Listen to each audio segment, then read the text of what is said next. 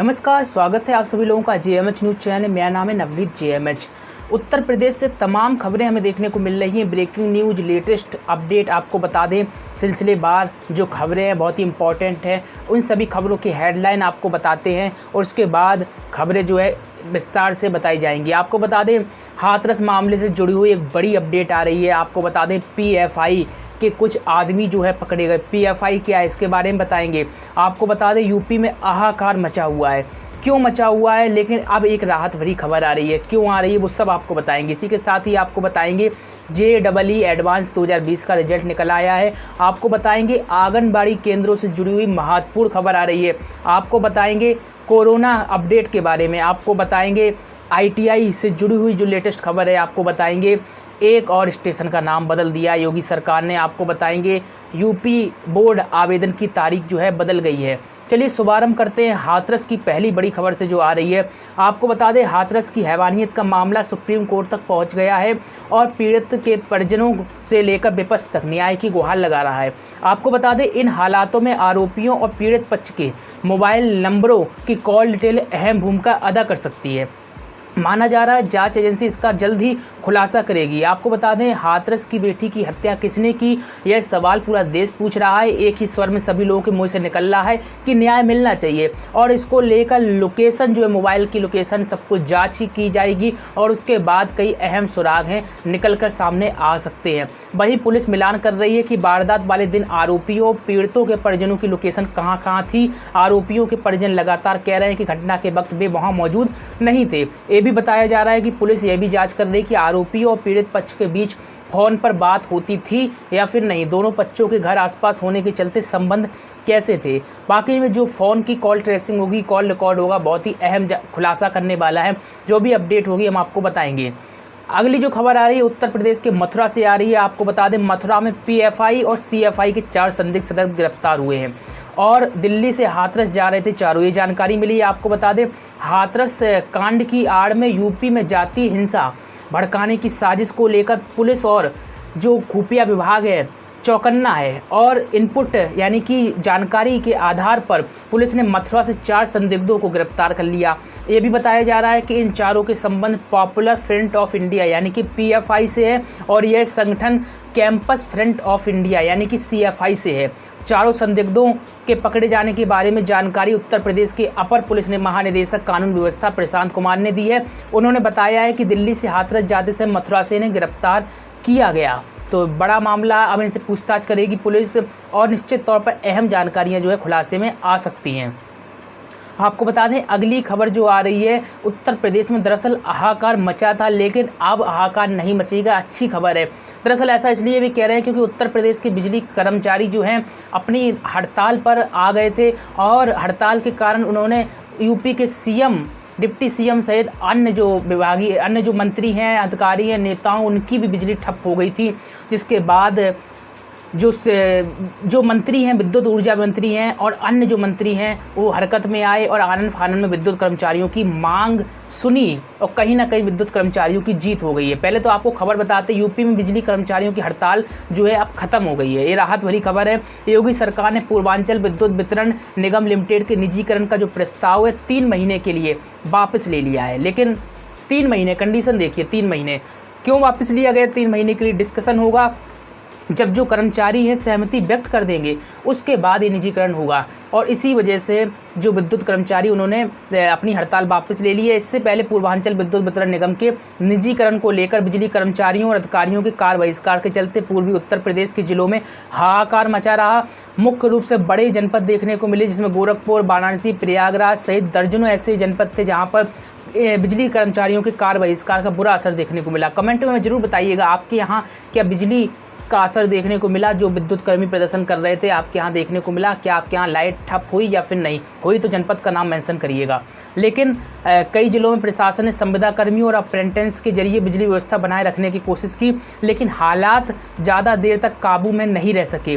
वाराणसी समेत पूर्वांचल के 10 जिलों में बिजली कर्मचारियों की हड़ताल की मार उपभोक्ताओं को झेलनी पड़ी। पूर्वांचल के कई जिलों में 30 घंटे से ज़्यादा बिजली आपूर्ति जो है बाधित रही और इसी तरीके से वाराणसी, गाजीपुर, भदोही, सोनभद्र, मिर्ज़ापुर, आजमगढ़, जौनपुर, मऊ बलिया और चंदौली में पेयजल आपूर्ति भी बाधित हो गई। चूँकि विद्युत नहीं आए तो पेयजल आपूर्ति उसी से जुड़ी होती है और इसी कारण से पेयजल आपूर्ति भी बाधित हो गई कहीं ना कहीं। अब लेकिन विद्युत कर्मचारियों ने हड़ताल खत्म कर दी है।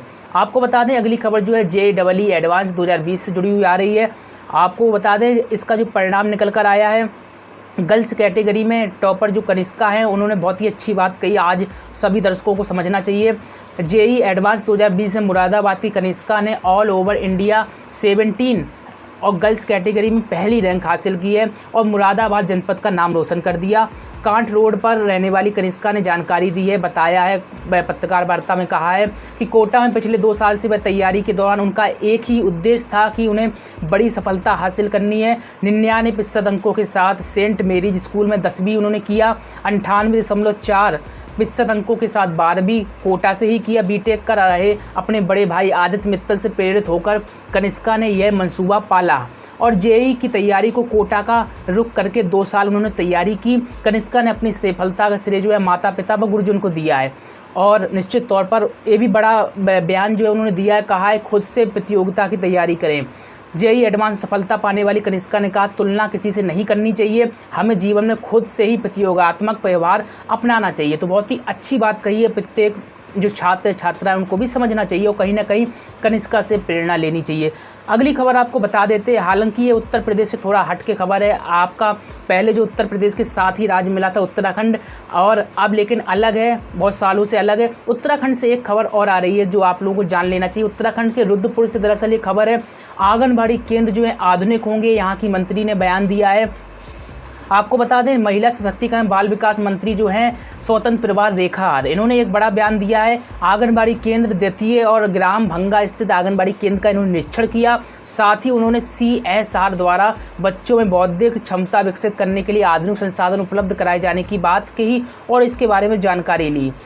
वहीं आपको बता दें आंगनबाड़ी केंद्रों को निरीक्षण करने पहुंची बाल विकास मंत्री आर्या का नई मंडी कार्यालय में स्वागत हुआ और इस दौरान पुष्पगुच्छ जो वगैरह होता है वो भेंट किया गया और पत्रकारों से वार्ता करते हुए मंत्री ने एक बड़ा बयान दिया। उनका कहना रहा कि CSR के माध्यम से आंगनबाड़ी केंद्रों को सशक्त बनाना है ताकि बच्चों का समग्र विकास हो सके और इस दौरान नई शिक्षा नीति का भी उन्होंने स्वागत किया है। आपको बता दें जो अभी हाल ही मंत्री का एक बयान ये भी आया था जो उत्तराखंड की मंत्री है कि आंगनबाड़ी वर्कर्स का मानदेय वो बढ़ाएंगी, लेकिन कब बढ़ाएंगी सिर्फ मौखिक तौर पर कहा है। मौखिक तौर पर मंत्री कहते रहते हैं, अब देखने वाली बात है कब तक आंगनबाड़ियों का मानदेय बढ़ेगा। और इसी के साथ ही एक अहम जानकारी उन्होंने दी है, प्रदेश के 100 आंगनबाड़ी केंद्र जो हैं आधुनिक होंगे, यानी कि उनके लिए अलग से बजट, ज़्यादा अतिरिक्त बजट प्रोवाइड कराया जाएगा। अगली खबर आपको बता देते हैं, कोरोना अपडेट उत्तर प्रदेश से जुड़ी हुई आ रही है। यूपी में कोरोना के 3663 नए मामले आए हैं, 4432 डिस्चार्ज हुए हैं, 61 मरीजों की मौत हुई है। आपको बता दें कोरोना वायरस का संक्रमण उत्तर प्रदेश में अब कम हो रहा है। प्रदेश में कोरोना के कुल 3663 नए मामले विगत दिन आए। महामारी की चपेट में आकर प्रदेश में 61 मरीजों की मौत हुई। यूपी में कोरोना महामारी से मरने वालों की संख्या जो है 6153 हो गई है। आपको बता दें मंगलवार को 4432 मरीज डिस्चार्ज हो गए। इसके चलते प्रदेश में एक्टिव मरीजों की संख्या जो है घट रही है और अब 44,000 हो गई है। यूपी के अपर मुख्य सचिव जो है स्वास्थ्य अमित मोहन प्रसाद ने जानकारी देते हुए बताया कि 24 घंटे के दौरान कोविड-19 से 61 लोगों की और मौत हो गई है। तो ये अपडेट है जो लगातार हमें स्वास्थ्य जो है सचिव जो दे रहे हैं, प्रमुख सचिव हैं अमित मोहन प्रसाद, ये लगातार जानकारी दे रहे हैं। अगली खबर आपको बता देते हैं यूपी ITI से जुड़ी हुई है और यूपी के ITI संस्थानों में पहले चरण के दाखिले अब जो है 8 अक्टूबर से होंगे, यानी कि कल से। आपको बता दें उत्तर प्रदेश में राजकीय निजी औद्योगिक प्रशिक्षण संस्थानों में प्रथम चरण परिणाम से प्रवेश लेने की अंतिम तिथि जो है बढ़ा दी गई है। चूँकि आपको पता है कोरोना का समय चल रहा है, इसी कारण से डेट बढ़ाई जा रही है। अब अभ्यर्थी 8 अक्टूबर तक दाखिला ले सकते हैं। प्रथम चरण चयन परिणाम के चयनित ऐसे अभ्यर्थी जिनके द्वारा निर्धारित समय अवधि में प्रवेश नहीं लिया गया, वे दस्तावेज के साथ संबंधित जो चयनित राजकीय ITI है या फिर निजी ITI है वहाँ पर प्रशिक्षण के लिए प्रवेश के लिए संपर्क स्थापित कर सकते हैं। दस्तावेजों में अपने समस्त मूल प्रमाण पत्रों, अंक पत्रों, उनकी एक प्रमाणित प्रति तथा 2 पासपोर्ट साइज की फ़ोटो के साथ ही संपर्क करें। तो ये ITI से जुड़ी हुई थी खबर। आपको बता दें अगली जो खबर निकल कर आ रही है, योगी सरकार जो है लगातार रेलवे स्टेशन हो या फिर कोई प्रसिद्ध जगह हो लगातार नाम बदल रही है, जनपदों के नाम बदल रही है। तो एक सीरीज और जुड़ गई है। आपको बता दें योगी सरकार में बदला एक और रेलवे स्टेशन का नाम अब नौगढ़ हुआ सिद्धार्थनगर। सिद्धार्थनगर जनपद से कौन कौन है, कमेंट में जरूर बताएं। आपको बता दें, रेल मंत्री पीयूष गोयल ने नौगढ़ रेलवे स्टेशन का नाम बदलकर सिद्धार्थनगर कर दिया। आपको बता दें, रेल मंत्री पीयूष गोयल ने कहा कि नौगढ़ के समीप लुम्बिनी में महात्मा बुद्ध का जन्म होने एवं इस क्षेत्र में उनके जीवन की घटनाओं से जुड़े होने के कारण जन आकांक्षाओं को देखते हुए नौगढ़ रेलवे स्टेशन का नाम अब सिद्धार्थनगर रख दिया गया। इसके लिए उन्होंने सभी को बधाई दी। यहाँ बौद्ध तीर्थयात्री काफ़ी संख्या में लुम्बिनी के लिए आते हैं, ये भी कहा है, और इस क्षेत्र में यूनेस्को द्वारा वर्ल्ड हेरिटेज साइट घोषित किया गया। तो ये बड़ी जानकारी जो है निकल कर आ रही है। अब जो है नौगढ़ रेलवे स्टेशन का नाम सिद्धार्थनगर कर दिया गया। खैर, अगली खबर आपको बता देते जाते जाते, बहुत ही अहम खबर है। एक बार फिर से बढ़ सकती यूपी बोर्ड आवेदन की तिथि। रीजन क्या है? कोरोना।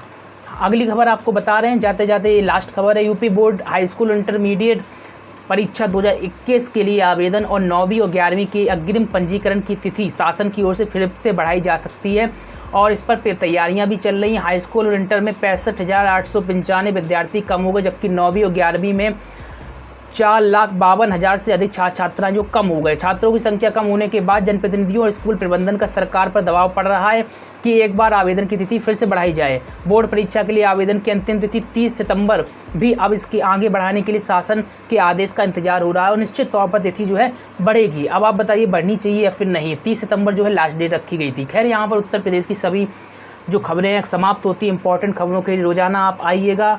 सुबह एक ही खबर में, एक ही वीडियो में आपको पूरी न्यूज़ मिल जाती है और लेटेस्ट खबरों के लिए gmhnews.in पर भी आप विजिट करना मत भूलिए। वहाँ पर भी आपको ताज़ा तरीन जानकारी पढ़ने को मिलती है। नमस्कार।